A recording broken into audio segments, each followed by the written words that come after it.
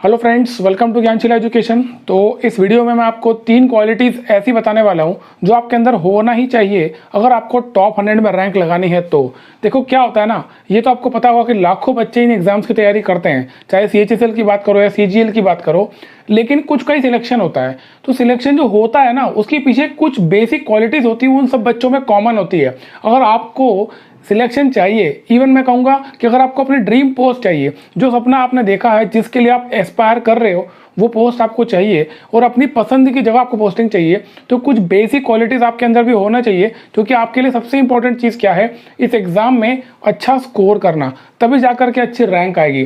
तो इस वीडियो में ना मैं आपको 3 क्वालिटीज़ बताने वाला हूँ जो एज ए स्टूडेंट आपके अंदर होना ही चाहिए अगर आप इन एग्जाम्स की प्रिपरेशन कर रहे हो और अपनी लाइफ के बारे में अगर आप सिंसियर हो तो। ठीक है, ये जो मैं आपको बता रहा हूँ ना क्वालिटीज़, ये एक्चुअली मैंने खुद ने भी, जब मैंने एग्जाम क्लियर की थी तो मैंने इन चीज़ों को अप्लाई किया था कुछ समय तक और मुझे इसका बेनिफिट डेफिनेटली मिला। और क्योंकि उस बात को तो काफ़ी टाइम हो गया, बिकॉज मैंने एग्जाम बहुत टाइम पहले क्लियर की थी। अभी जब मैं अपने स्टूडेंट्स को भी देखता हूँ पढ़ते हुए, वो सब बच्चे जो सिलेक्ट हुए हैं, जिन्होंने सिलेक्शन लिया है, उन सब में भी ये चीज़ें कहीं ना कहीं कॉमन थी और उन्होंने इसको अप्लाई किया और उसका रिजल्ट ये हुआ कि इनका सबका सिलेक्शन हुआ है अच्छे रैंक के साथ में। तो एक एक करके मैं आपको बताऊंगा। ये बहुत ही इंपॉर्टेंट वीडियो आपके लिए, बहुत ही फ्रूटफुल होने वाला है और आप पूरा वीडियो ज़रूर देख लेना, क्योंकि कहीं ना कहीं आप ये चीज़ें शायद मिस कर रहे होगे अपने प्रिपरेशन में और आपको उसका लॉस आगे हो सकता है। ठीक है, तो शुरू करते हैं। सबसे इंपॉर्टेंट, सबसे पहली चीज़, जब भी आप कोई काम कर रहे हो तो आप टारगेट बनाते होंगे, आपको अच्छी तरह पता होगा कि आपको कौन सा काम करना बाकी है, क्या आपका पेंडिंग है। वो जो टारगेट आप सेट करते हो ना, उसको प्रीवियस डे आप सेट करो। मतलब जो भी टारगेट आप बनाते हो वो टारगेट आपका एक दिन पहले सेट होना चाहिए, ना कि सेम डे। देखो होता क्या है, जब हम कोई काम करते हैं, एक बहुत अच्छी कहावत है कि जब भी आप बहुत खुश हो या जब भी आप बहुत दुखी हो, इन दोनों ही सिचुएशन में आपको डिसीजन नहीं लेना चाहिए। जब आप पढ़ाई करते हो ना, स्पेशली किसी कॉम्पिटिटिव एग्जाम की पढ़ाई करते हो, तो आपको ये पता होता है कि इसका रिजल्ट आपको आज नहीं मिल रहा है, इसका रिजल्ट आपको बहुत लंबे समय बाद मिलेगा। तो उसके लिए आपको आज प्रिपरेशन करना बहुत भारी पड़ता है, बहुत जोर आता है पढ़ने में। तो ऐसे समय में जब आप ऐसा करते हो कि सुबह उठे और उठ करके आप डिसाइड करने बैठोगे कि आज क्या पढ़ें, ऐसी परिस्थिति में हो सकता है आप अच्छा डिसीजन ना ले पाओ, एक प्रॉपर रूटीन अपना ना बना पाओ। लेकिन वही काम अगर आप एक रात पहले कर लें, मतलब कि सोने से पहले आप आने वाले कल के लिए या फिर आने वाले 7 दिनों के लिए आप ये डिसीजन ले लो, मतलब एक प्रॉपर डायरी बना करके उसमें लिखो कि आपको अगले 7 दिन या कल के दिन आपको ये आपके टारगेट्स हैं और इस समय पर आपको ये काम खत्म करना है, तो इसकी प्रोबेबिलिटी बढ़ जाती है उस काम के कंप्लीट होने की। ठीक है, क्योंकि आपको ये चीज़ समझना पड़ेगा कि जो भी आपका गोल है, हमारा पर्पस क्या है, एग्जाम में अच्छा स्कोर करना, और उसके लिए एक एक दिन आपके लिए क्रूशल है। एक दिन जो आपने प्रोडक्टिव निकाल दिया, वो एक स्टेपिंग स्टोन बनेगा आपकी सक्सेस के लिए। आप क्या करते हो, आप एक दिन ऐसे गवा देते हो जैसे आपके जीवन में इस दिन की कोई कीमत ही नहीं है। और मेरा विश्वास करो, यही चैंपियन में और नॉर्मल बच्चे में फ़र्क होता है। जो स्टूडेंट्स स्कोर कर रहे हैं, जो स्टूडेंट्स एग्जाम में अच्छा परफॉर्म करेंगे ना, उनमें और उन बच्चों में जो कुछ नहीं कर पा रहे, यही फ़र्क होता है कि एक एक दिन को वो इंपॉर्टेंस देते हैं। तो आप ये काम ज़रूर किया करो कि जो भी आपके टारगेट्स हैं उसको एक रात पहले ही डिसाइड करो और सबसे इंपॉर्टेंट उसको लिखो। लिखने की इंपॉर्टेंट बहुत ज़्यादा है। जितना ज़्यादा आप लिखोगे, जितना डिटेल में आप लिखोगे ना, उतनी ज़्यादा प्रोबेबिलिटी होगी कि आपके टारगेट्स अचीव हो जाएंगे।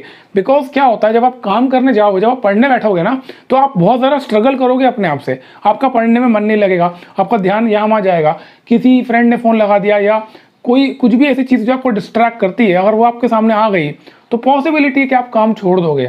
लेकिन अगर आपका ऑलरेडी टारगेट सेट है और आपके सामने लिखा हुआ है, आपने टेबल पर रखा है लिख के कि ये आपको ख़त्म करना है, तो वो आपको अपनी तरफ खींचेगा और संभावना है कि वो आपको रोकेगा डिस्ट्रैक्ट होने से।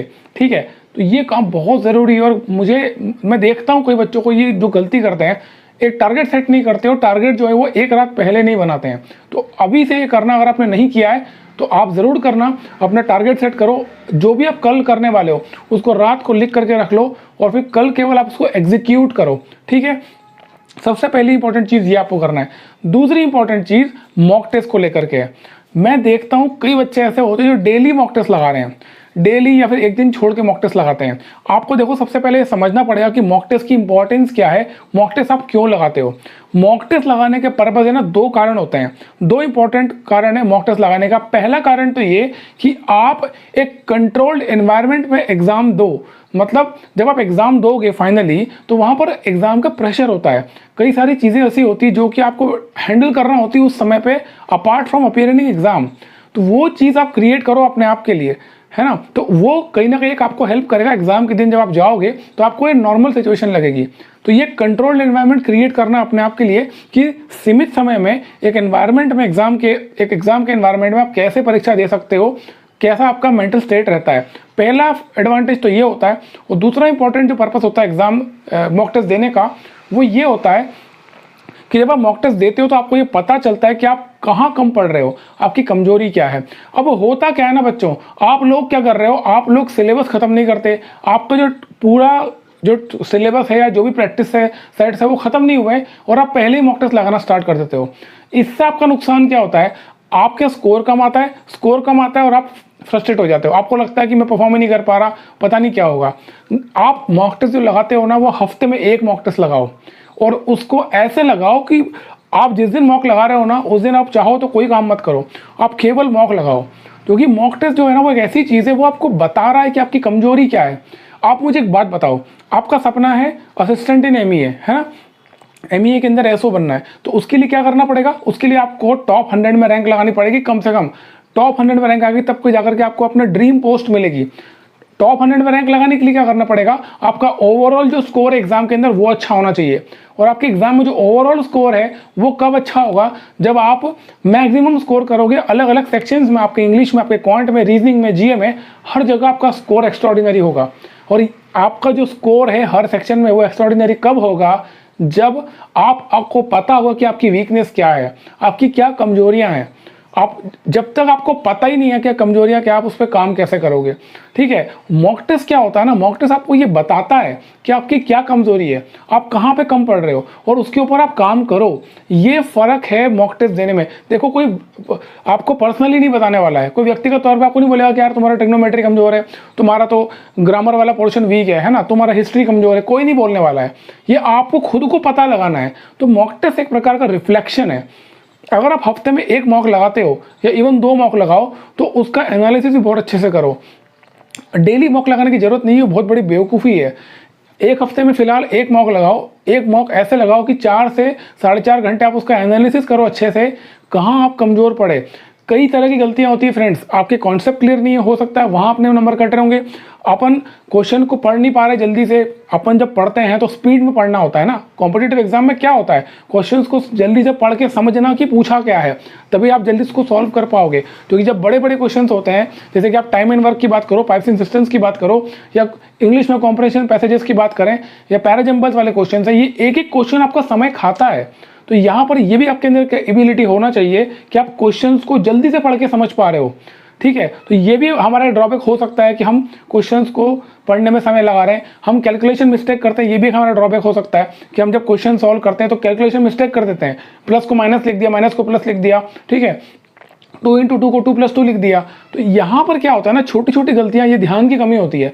ये जो कमियाँ आपके अंदर होती है ये आपको मॉक टेस्ट ही बताने वाला है। लेकिन ऐसा नहीं है कि डेली आप अपनी कमियां निकालोगे। हफ्ते में एक दिन बैठो, बहुत ही इत्मीनान से एक मॉक लगाओ, ऐसा लगाओ जैसे कि आप एग्जाम दे रहे हो। उसके बाद में अपने आप को देखो आप कहाँ कम पढ़ रहे हो, और पूरे हफ्ते बचा हुआ आपको इन कमियों के ऊपर काम करना है। और जब आप ऐसा करने लगोगे ना, तब आपको खुद को अपना इंप्रूवमेंट दिखेगा। एक और इंपॉर्टेंट चीज़ मैं आपको बताऊंगा मॉक टेस्ट के बारे में, जो बच्चे गलतियां करते हैं कि जैसे आप जितने बड़े बड़े मॉक टेस्ट सीरीज लगाते हो तो इसमें क्या होता है, बहुत सारे ऑलरेडी इसमें स्टूडेंट्स एनरोल रहते हैं, वो मॉक लगाते हैं, हजारों की संख्या में होते हैं, और उसमें फिर आपको कंपैरिजन होता है। आपको ये पता चलता है कि आपका ये रैंक लगी है, इतने हजार बच्चों ने दिया, आपकी रैंक है 8000 9000, तो वहाँ पे आप फ्रस्ट्रेट हो जाते हो। एक चीज़ ध्यान रखना, एग्जाम तो कॉम्पिटिटिव है, नो डाउट, एग्जाम तो कंपटीशन वाली है, आपको कॉम्पीट ही करना, मतलब कि आपको अच्छा परफॉर्म करना है। बट एक्चुअल में ना ये लड़ाई आपकी अपने आप से है, आप खुद से जूझ रहे हो, आप खुद अपने आप को इम्प्रूव कर रहे हो, तो आप अपने आप से ही कॉम्पीट किया करो। ये सबसे बड़ा ड्रॉबैक मैं देख रहा हूँ आजकल जितनी मॉक टेस्ट सीरीज चल रही है, यहाँ पर बहुत बड़ी इशू हो रही है कि बच्चे इस चीज़ को देख करके डिस्ट्रैक्ट होते हैं। और फ्रस्ट्रेट हो जाते हैं कि हमारा तो परफॉर्मेंस है ही नहीं है, पता नहीं कौन है जो टॉप मार रहा है, जो 200 में से 200 लाया जा रहा है, हमारा 200 में से 120 ही आ रहे हैं, तो आप 80 नंबर का गैप कैसे भरेंगे? ऐसा कुछ नहीं है। ये अच्छी बात है कि आपके कम से कम 120 तो आ रहे हैं। आपको करना क्या है, आप एक एक कदम आगे बढ़ो और एक एक नंबर के लिए फाइट करो, डेफिनेटली आपका स्कोर अच्छा आएगा। ठीक है, तो मॉक टेस्ट के लिए जरूर ध्यान रखना, डेली मॉक नहीं लगाना है, एक हफ्ते में एक मॉक लगाना है, लेकिन उसका एनालिसिस बहुत अच्छा होना चाहिए, जो इवैल्यूएशन है उसका बहुत ही अच्छा होना चाहिए, बहुत ही डीप इवैल्यूएशन होना चाहिए। जब तक आप इवैल्यूएशन अपने आप को अच्छे से नहीं करोगे, उसका अच्छे से आप एनालिसिस नहीं करोगे, आपको समझ में नहीं आने वाला है कि आप कहाँ कम पढ़ रहे हो, और उसी के बेसिस पर आप टारगेट सेट करते हो, है ना। आपको पता चला कि आप कहाँ कम पढ़ रहे हो, उसके बेसिस आपने टारगेट सेट किए पूरे हफ्ते के, तो आपको ये समझ में आ गया कि आप कहाँ कम पढ़ रहे हो और कैसे अपने आप को इंप्रूव करोगे। और मेरा विश्वास करो, हर मॉक में आपका इंप्रूवमेंट आपको दिखेगा। ठीक है, तो ये हो गया आपकी दूसरी चीज़। अब लास्ट सबसे इंपॉर्टेंट चीज़ ये है कि मैंने कई बच्चों को देखा है कि क्या करते हैं, बहुत सारी किताबों का ढेर लगा लेते हैं। इंग्लिश की देखो तो 4 तरह की किताब रखी हुई है, क्वांट की देखेंगे तो 8 तरह की बुक्स रखी हुई है, इस राइटर की भी ले ली, उसकी भी ले ली, हर राइटर की, मतलब टोटल एग्जाम की आप तैयारी कर रहे हो, एक एग्जाम है लेकिन उसके लिए 20-22 किताबें आपके पास रखी हुई है। ये सबसे बड़ा ब्लंडर आप कर रहे हो। अगर आपके पास में किताबें हैं भी ना, तो मेरी एक सलाह मानो, तो जनरली हर टॉपर करता है, मैंने भी हमेशा यही किया। मुझे जो मेरे साथ पढ़ते थे, मेरे फ्रेंड्स से या जिन्होंने सिलेक्शन लिया था, तो उन्होंने भी मुझे ये चीज़ बताई थी कि देखो कभी भी ये काम मत करो कि तुम बहुत सारी किताबें एक साथ पढ़ रहे हो, ये समझदारी नहीं है। अगर आप इंग्लिश पढ़ रहे हो और आपके पास में नीतू सिंह है, तो नीतू सिंह सफिशिएंट है ना, उसका वॉल्यूम 1 खत्म करो, वॉल्यूम 2 खत्म करो और ये सफिशिएंट है। देखो मैं ये नहीं कह रहा हूँ कि कोई भी किताब एब्सोल्यूट होती है, कोई भी किताब आपको 100% सिलेबस कवर करवा देगी, ऐसा नहीं हो सकता, लेकिन 85 to 90% कोई भी बुक, अच्छी बुक जो होगी वो खत्म करवा देगी आपका सिलेबस। तो आपको क्या करना चाहिए, एक किताब को 10 बार पढ़ो, ना कि 10 किताबों को एक एक बार पढ़ रहे हो। वो 10 किताबें पढ़ लोगे, किसी भी एक पे कमांड क्रिएट नहीं करी तो नुकसान ही होने वाला है। एक बुक पकड़ो, अगर आपको लगता है कि मैथ्स के लिए राकेश यादव आपके पास में है, तो राकेश यादव अच्छी किताब है, उसमें टाइप वाइज क्वेश्चन बहुत अच्छे दिए हुए हैं, तो उसको पहले अच्छी तरह से आप खत्म करो और उस पर कमांड क्रिएट करने की कोशिश करो। जब तक उस बुक पे आपकी कमांड क्रिएट ना हो जाए तब तक आप आगे मत बढ़ो। कई स्टूडेंट्स मुझे बोलते हैं कि सर मेरी राकेश यादव खत्म हो गई है, मैंने 3 बार कर ली है, उसके बाद भी मेरा स्कोर नहीं आ रहा है। तो पता है इसका मतलब आप झूठ बोल रहे हो अपने आप से। आपने अगर राकेश यादव जैसी बुक अगर खत्म कर ली है, 3 बार आप बोल रहे हो, तो इसका मतलब आपकी कमांड हुई नहीं उस किताब के ऊपर, एक रीडिंग 2 रीडिंग और लगाने की ज़रूरत है। तो ये मत करो यार कि बहुत सारी बुक्स का ढेर लगा करके अपना ही नुकसान करोगे, क्योंकि हासिल आपको कुछ नहीं होने वाला है। एट द एंड आपको लगेगा कि आपको कुछ नहीं आ रहा है। जब आप एक बुक के पीछे पढ़ते हो ना, उसको अच्छी तरह से पढ़ते हो, उसको खत्म करते हो, तो उससे कॉन्फिडेंस भी क्रिएट होता है। और मेरा विश्वास करो, जितनी भी बुक्स आप देखोगे अच्छी किताबें हैं, वो बहुत सारा सिलेबस खत्म कर देती है अपने लेवल पे एग्जाम का। तो हमेशा 1 बुक एट ए टाइम, कभी भी ऐसा मत करना कि बहुत सारी किताबें पढ़ रहे हो, एक दिन आप मैथ्स के राकेश यादव से पढ़ लिया तो दूसरे दिन आपने कोई दूसरी RS अग्रवाल उठा ली, ये मत करना। एक बार में एक खुद बुक करो, उसको पूरा कंप्लीट करो, अच्छे से उस पर कमांड क्रिएट करो, और जब आपको लगा है कि इसको हम खत्म कर चुके हैं, उसके बाद ही अपने अगले कदम आप बढ़ाओगे। ठीक है, तो ये बहुत इंपॉर्टेंट चीज़ है, क्योंकि आपको जो किताबों का ढेर है ना, ये डिस्ट्रैक्ट कर देगा। आप जब किताबों का ढेर लगाते हो, 20-22 किताबें पढ़ना प्रैक्टिकली पॉसिबल नहीं है किसी भी एग्जाम के लिए। हाँ, एक किताब को 20-22 पर पढ़ना सही है, मतलब वो ज़्यादा प्रैक्टिकल है और उससे आपको ज़्यादा बेनिफिट मिलेगा। ठीक है, तो उम्मीद कर रहा हूँ तीनों काम आप करोगे। टॉपर ये तीनों काम करते हैं और बहुत ही इंपॉर्टेंट है, क्योंकि आपको, अगर आप देखो आपने एक ड्रीम देखा है, सपना देखा है, तो आपको उसके लिए सिंसियर होना ही चाहिए। मैं देखता हूँ कई बच्चों को कि आपने सिर्फ डिसीजन ले लिया कि एग्जाम की तैयारी कर रहे हैं और एग्जाम वैसे ही इतनी डिले हो रही है और ऊपर से आप भी अपना समय इतना बर्बाद करते हो। एग्जाम अगर डिले हो रही है तो कम से कम आप तो अपने समय की कदर समझो। जिंदगी आपकी है, लाइफ आपकी है, डिसीजन आप ले रहे हो। ठीक है, अच्छा है बुरा भी आपके ऊपर ही आने वाला है, तो कम से कम समय की कदर करो। डेली एक एक दिन आपके लिए बहुत इंपॉर्टेंट है, किसी भी दिन को हल्के में ना लिया करो। हर एक दिन का एक एक मिनट आपका तय होना चाहिए, कौन सा काम आपको कब करना है, ये सब आपके पास में तय होना चाहिए, तब ही आप कुछ अच्छा अचीव कर पाओगे। और मैं आपको एक बात गारंटी से कह सकता हूँ, ये 3 काम जो मैं आपको बता रहा हूँ, इसको आप ईमानदारी से अप्लाई करोगे ना अपने प्रिपरेशन में, तो आप खुद इंप्रूवमेंट देखोगे। मॉक टेस्ट में, एग्जाम में आपको खुद का आउटकम निकल के आएगा। ठीक है, तो उम्मीद करता हूँ ये वीडियो आपको फ्रूटफुल लगा होगा, अच्छा लगा होगा। प्लीज़ इसको शेयर जरूर करना, लाइक कर देना। Thank you so much.